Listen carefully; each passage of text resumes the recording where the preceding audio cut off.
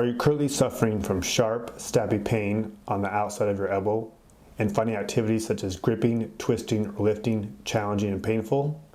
And things like stretching provides temporary relief, but the symptoms always come back? These are all classic signs and symptoms of tennis elbow. Hey everyone, this is Dr. Zach Gouid here, Performance Sport and Spine, and in today's video I'm going to show you the 5 best exercises for addressing this condition.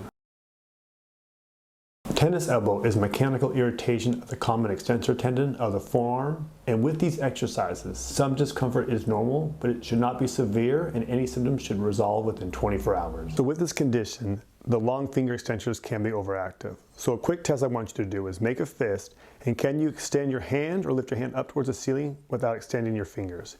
If you find that when you lift your hand up or your wrist up, you want to lift your fingers out, that means the finger extensors are doing what the wrist extensors should, and this motor control exercise will help.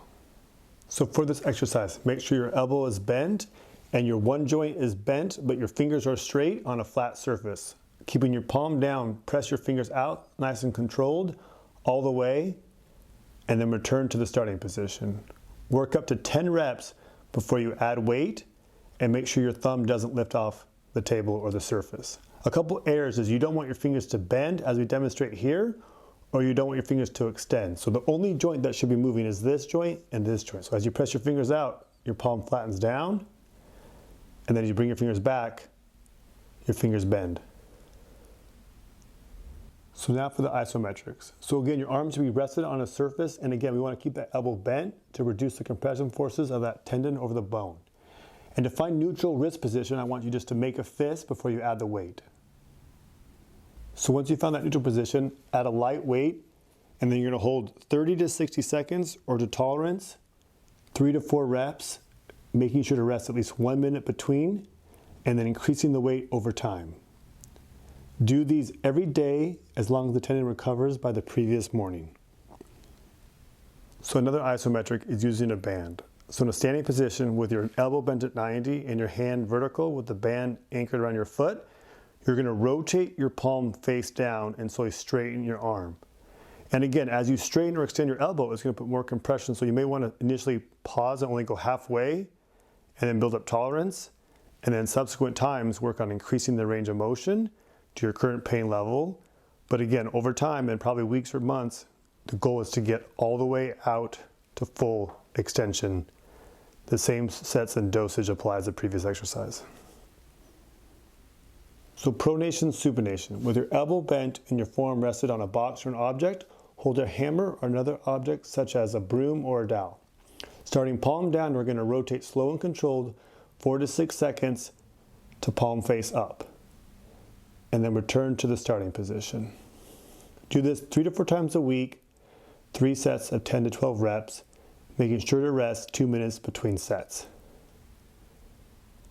So some common errors we see is to not go for the full range of motion. Over time, the goal is to get to 70 to 80 degrees in both supination and pronation. Don't start premature. Work on kind of stretching at end range. And then lastly, to increase the difficulty, you can just choke down on a little bit to make a longer lever arm. And again, repeat the previous exercise at a more intense capacity.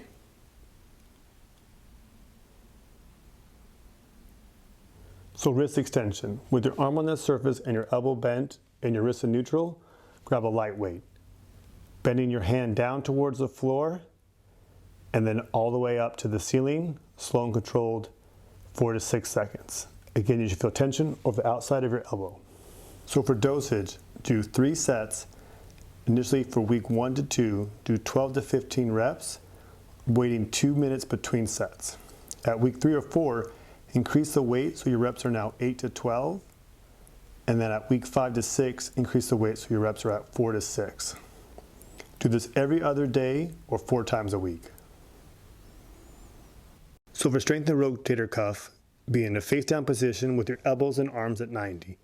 Rotate through your shoulders so your upper arms are parallel to the floor, and then press out overhead to tolerance. This is quite difficult, so you may need to start by just rotating and pressing out a little bit, and then as you get stronger, press out farther. To increase the difficulty, grab light weights and repeat the same motion. Do 3 sets of 8 reps 3 times a week. And then working on thoracic mobility or upper back mobility is important. So in a kneeling position with your outside leg up and the inside arm against the wall, place your opposite arm straight and then keeping your eyes on that moving arm, rotate as far as you can, maintaining eye contact on the moving arm, and return to the starting position. Do 2 sets of 12 reps, trying to increase the range of motion each rep. Repeat on the opposite side.